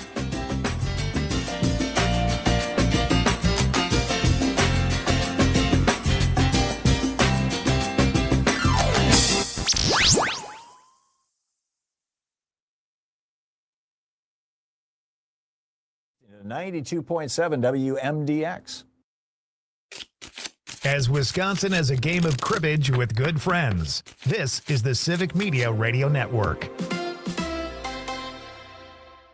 Grain markets took a bit of a hit today. We'll take a look at those prices later in the segment. First, we're going to get an explanation on why corn prices are softer. I'm Stephanie Hoff along with you as we close the markets on a Wednesday. You're listening to the Midwest Farm Report. Market advisor John Heinberg with Total Farm Marketing says the big second crop of corn expected out of Brazil is weighing heavy on the global market. Unfortunately, it just sounds like they've got a monster corn crop right now for the second crop corn. Their prices have been sliding as well, and absolutely that's now the driver in terms of global supply at this time frame, and that's just really making it hard for the corn market here in the United States to follow suit when your number one competitor's prices are on the slide. And that's been a big factor, I think, over the last couple of months, is the size of the second crop of corn. They have had nothing but ideal weather like we're starting to deal with here in the United States, and it's just a lot of bushels out there that the globe has got in front of them. So again, that urgency to buy the corn market just isn't there. On Monday, we'll see USDA's acres report. Market advisor John Heinberg says he's concerned that money may stay on the sidelines until those numbers are released. John joins us from Total Farm Marketing in West Bend. I'm Stephanie Hoff along with you. We'll take a look at closing markets in just a minute. Jan is a single mom with 2 growing kids. She's working 2 jobs to make ends meet and gets home just in time to tuck them in for bed. Mommy, I'm hungry. In every community, people are working, yet over 47 million people face hunger. You can help. The National Association of Farm Broadcasting invites you to help people facing hunger, including 1 out of every 5 children. Your donation stays in your community. Go to nafbhunger.com and help end hunger. There goes Pam Yonke across Wisconsin in her Suburban truck. Thanks to Equity Livestock Cooperative. Marketing your livestock, financing your operation, and supporting the livestock community since 1922. And to Cleary Building Corp. Cleary Building Corp. Built with pride before the shamrock is applied. Explore clearybuilding.com today. Keep up with Pam at MidwestFarmReport.com and on Facebook and Instagram. Grain markets closed in the red. December new crop corn down 6.5 cents at $4.22.5. November new crop soybeans closed 18.5 cents lower at $10.18.5, and July new crop wheat down 7.5 at $5.28.25. The July Class 3 milk contract turned around, up a penny at $16.97 a hundredweight. The August Class 3 milk contract down 14 cents at $17.64. Class 3 milk goes to make cheese. The 40-pound block cheese closed up a penny and a half at $1.61. Double A butter closed down a penny and a half at $2.52. For the Midwest Farm Report, I'm Stephanie Hoff. As Wisconsin is dropping.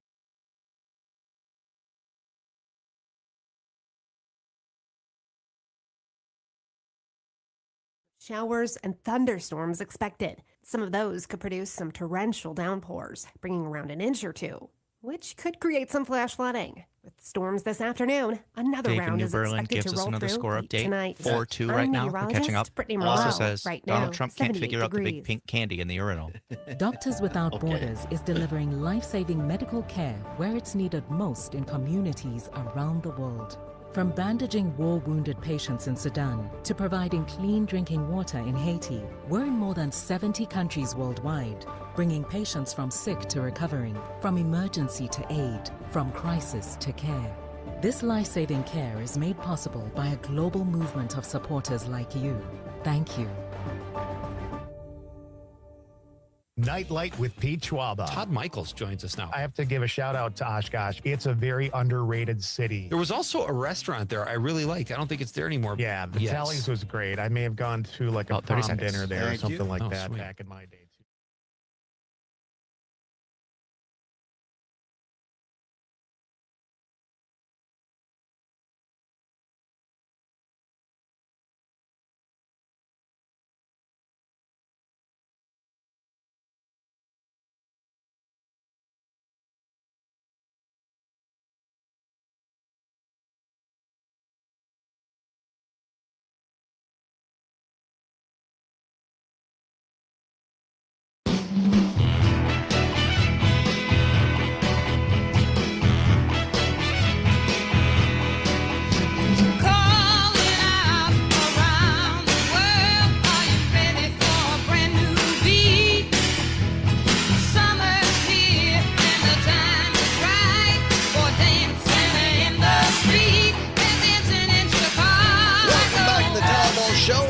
Civic Media Radio Network, 35 past the hour of 3 o'clock. We're dancing in the street, State Street.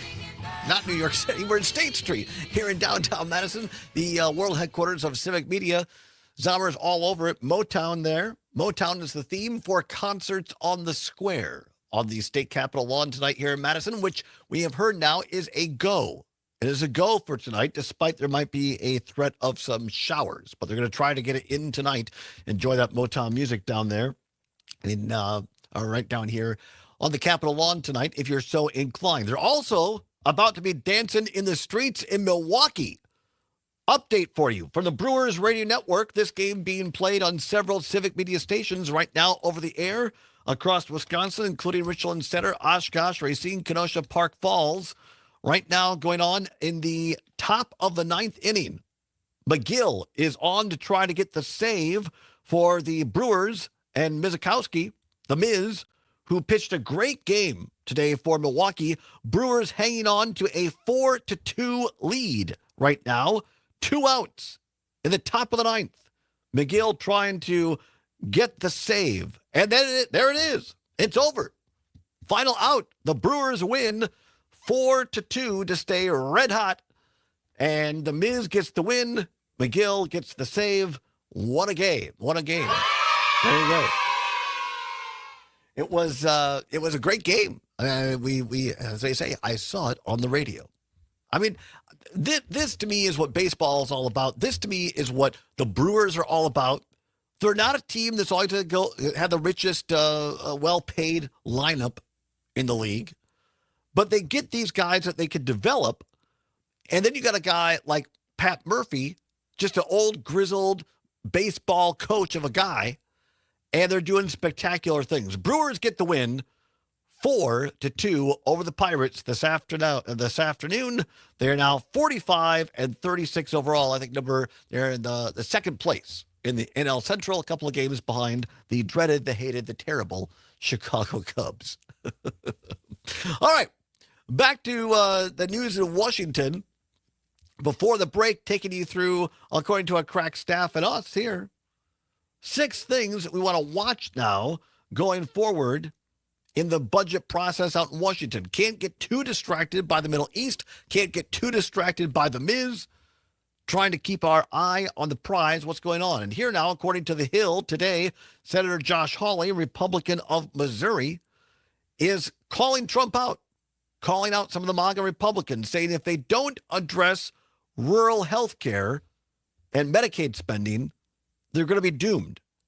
Saying that Republican leaders provided little detail Monday night about how they would help rural hospitals, nursing homes, and community health care providers in rural states. Case in point, according to Channel 3000 here in Madison, WISC TV, the Sauk County nursing home, the public nursing home in Sauk County, which is right below Wisconsin Dells, is facing closure this week. An important vote by the Sauk County Board coming up. We talked about this a year ago on this very program. We talked to some of these folks saying that they forewarned, said this is coming if people don't get on top of this. And here we are almost a year later and staring it in the face, a rural nursing home closure in Sauk County. One proposal, according to The Hill, floated by good old Senator Susan Collins, Republican of Maine, who apparently sent a very concerning letter. No, that doesn't say that. Susan Collins' Maine is set to set up a $100 billion relief fund for rural hospitals, nursing homes, and community health care centers. Hawley on Monday called that idea, quote, a good start. He said, I think in this meeting, Senate leadership needs to go to rural hospitals, and they need to go to the House leadership, and they need to work this out. They need to address the rural hospitals' concerns, Hawley said. After a 90-minute meeting to discuss a possible floor vote this week on the GOP mega bill, both mega and MAGA, to enact Trump's agenda. He said if that happens, this bill will pass here and in the House. I think if that doesn't happen, I don't know if it'll pass here, but it will get us in a conference committee in the House, and I'm opposed to that, Hawley said. Senate Majority Leader Thune did not tell colleagues how much money he'd be willing to allocate to the hospital relief fund, raising questions among GOP senators about whether the bill is ready to come to the floor this week. Other Republican senators raised concerns Monday about the debate over the Medicaid-related provisions in the bill playing out. Senator Jerry Moran, Republican of Kansas, said, I still have concerns about a few provisions in the bill. I'm not satisfied yet. Who cited Medicaid as his biggest problem with the legislation.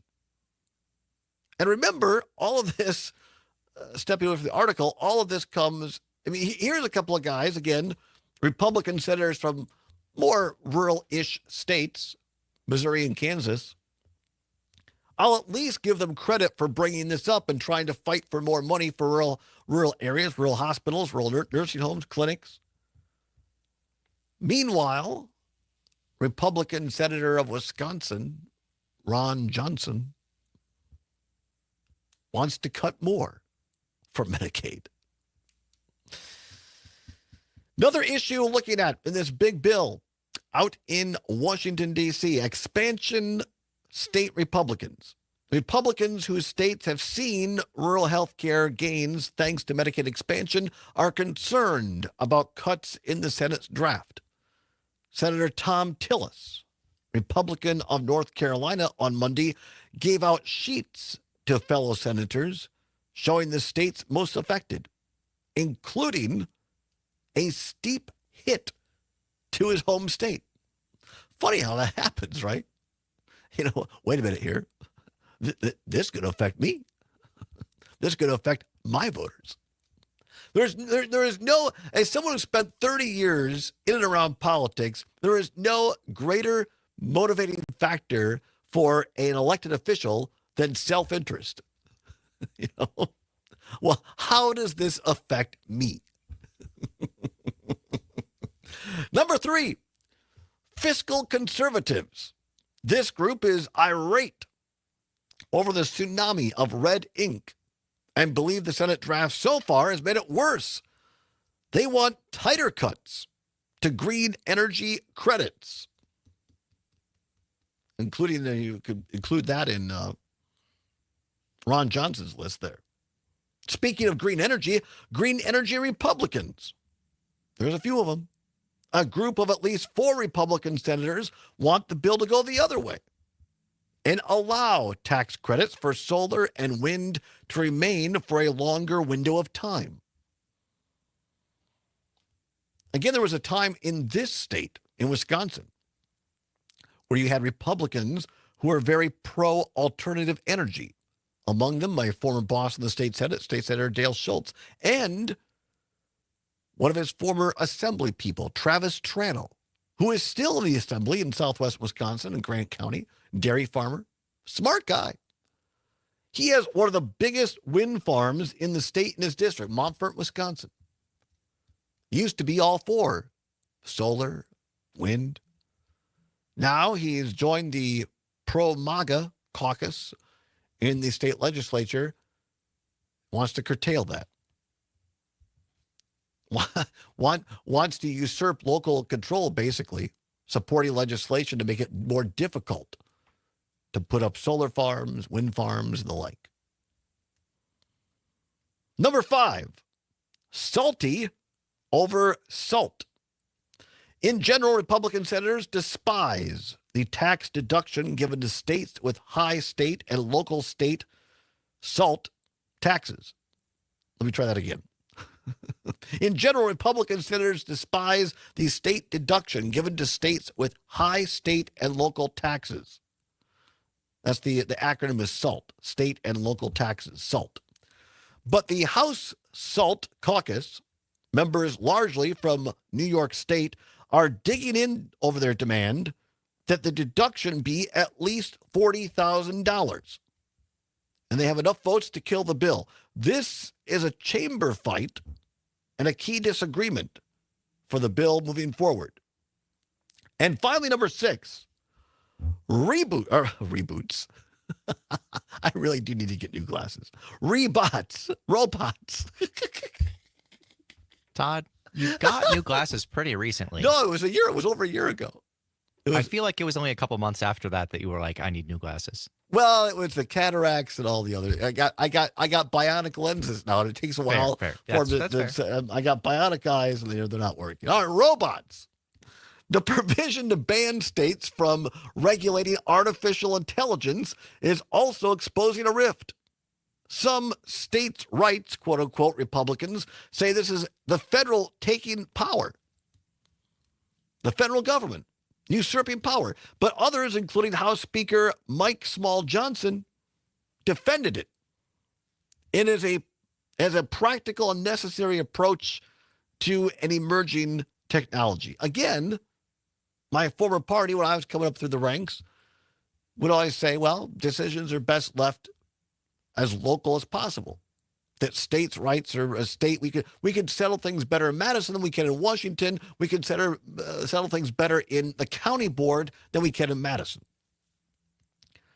And as I've talked to this program before, that changed a lot in Wisconsin, starting with former Governor Republican Scott Walker and some of the people in the Assembly and Senate at the time, including current Speaker of the Assembly, Robin Vos. These are people who were all about Reaganomics and small government.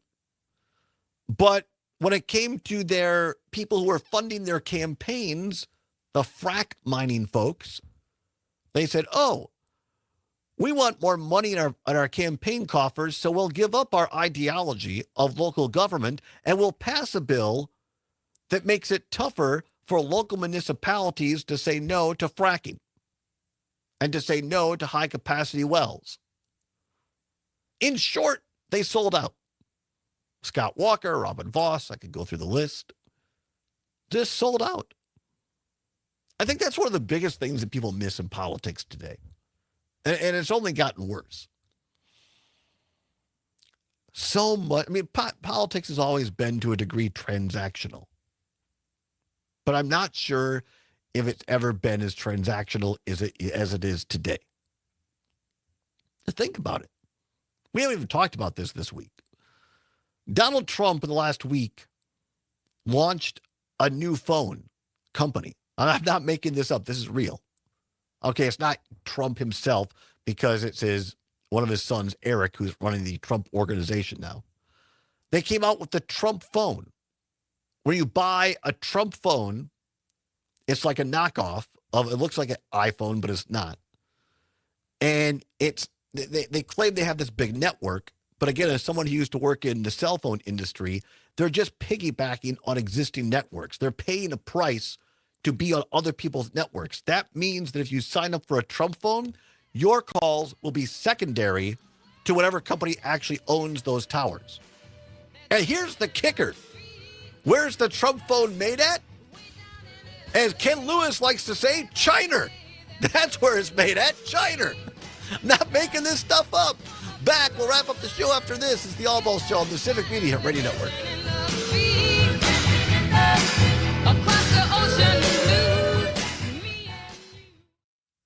Media app in the Google Play or Apple App Store and there are take some us things everywhere. that you can't This is the make Civic here. Media Radio Network.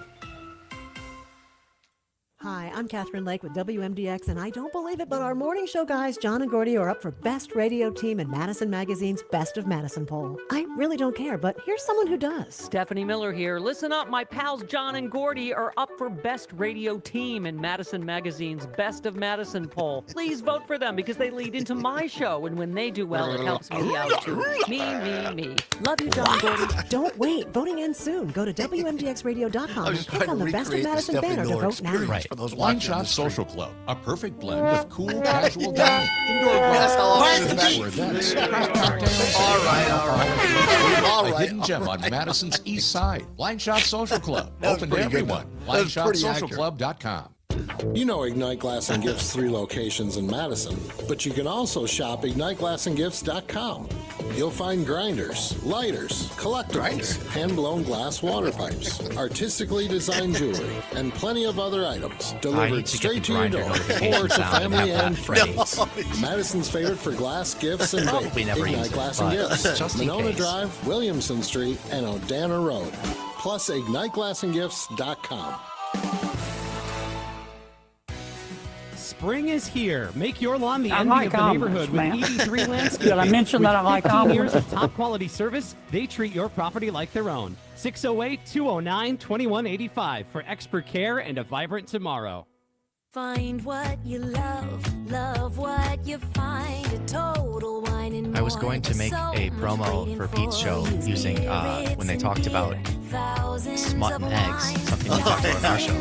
Conrad just messaged me. He's like, hopefully this is okay. Sent me a promo entitled Country Club. I'm like, I know what that's about. I love it. I was just about to do that. Thank you. That's amazing. Well done, Conrad. With We curbside will pickup available, only be you'll always playing it find at what you night, love though. only at because, Total Wine. otherwise, I think they're going to take it down. Oh, come on. Based on what We want to happened be with the part of lube something one. bigger, something that Come on. matters and can I help thought the change lube one things. was really funny. You want to You feel can at least like play you this your next belong. Monday. We know. We felt that way too. Yeah, and you're that's why right. we did something about it. We aren't just Army National Guard soldiers. We are normal people just like you. But our part-time service in the Army National Guard means we get to be more. When our communities are in need, we get the chance to stand up and do something about it. We get to serve in our own region and help the people we call neighbors. From the lake shores of Ohio, Michigan, Wisconsin, and Minnesota, The fertile fields of Indiana, 30 seconds. Illinois, and Iowa Gracias. to the wide open plains of North.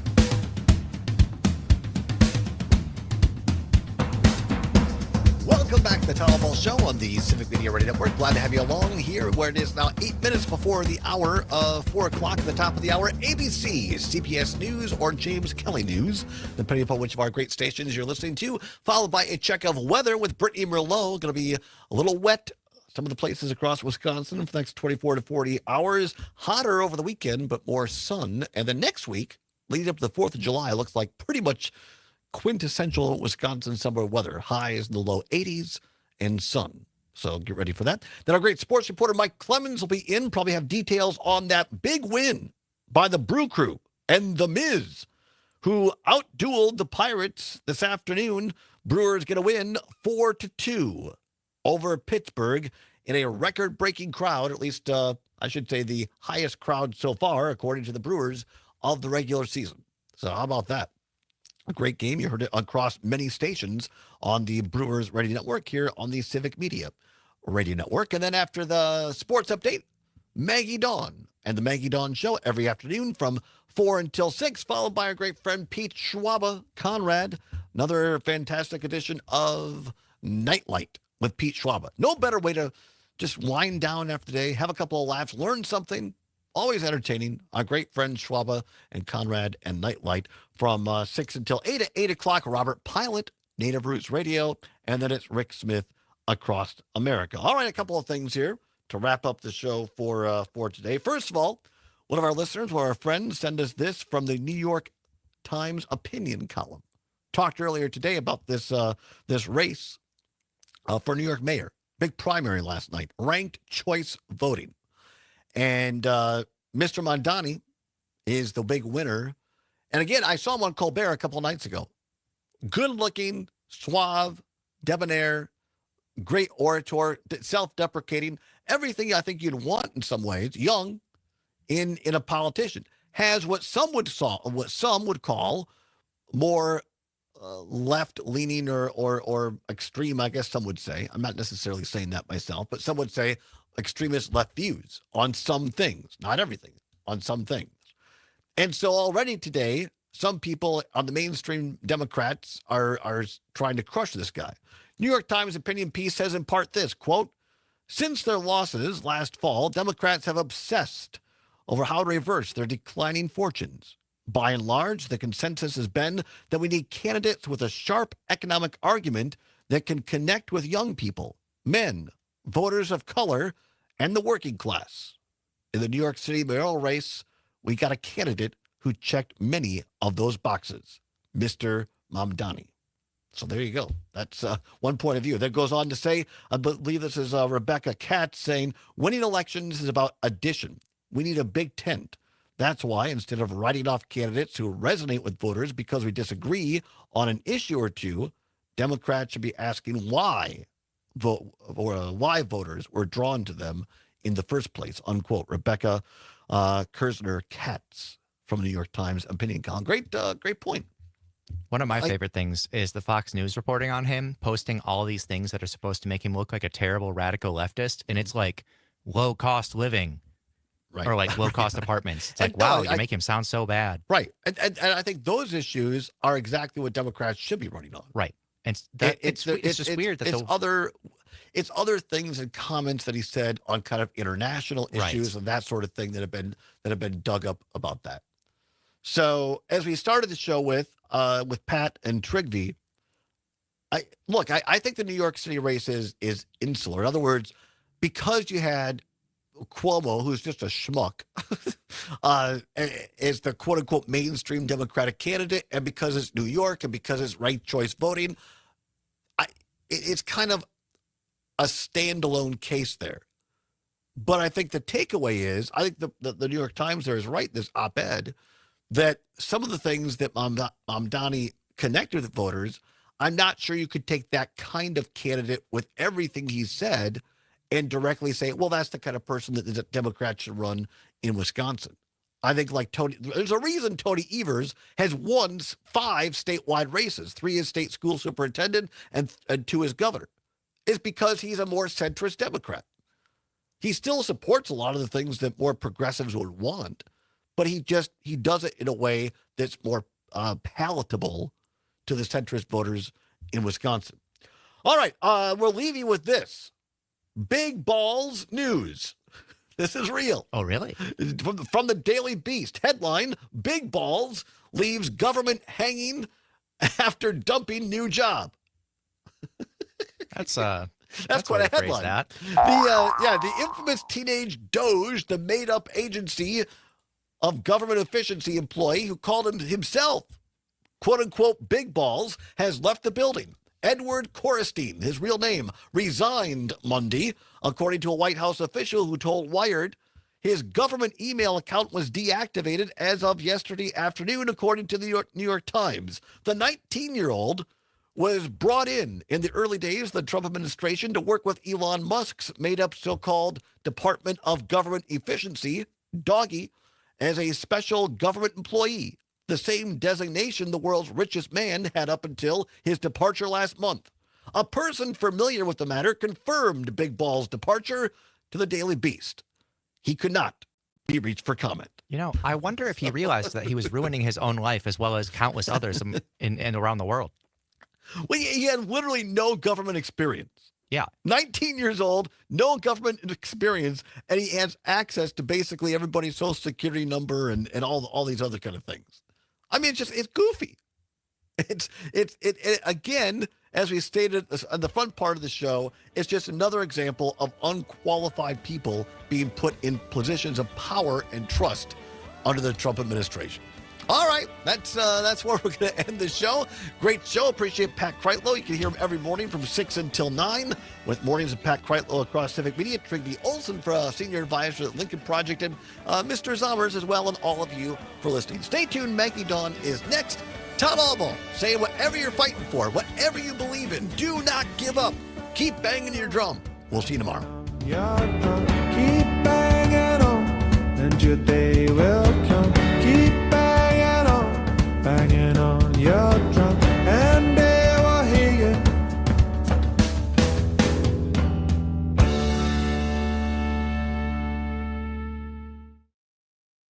All right, everybody, appreciate you. Thank you very much. We'll see you mañana. Bye-bye.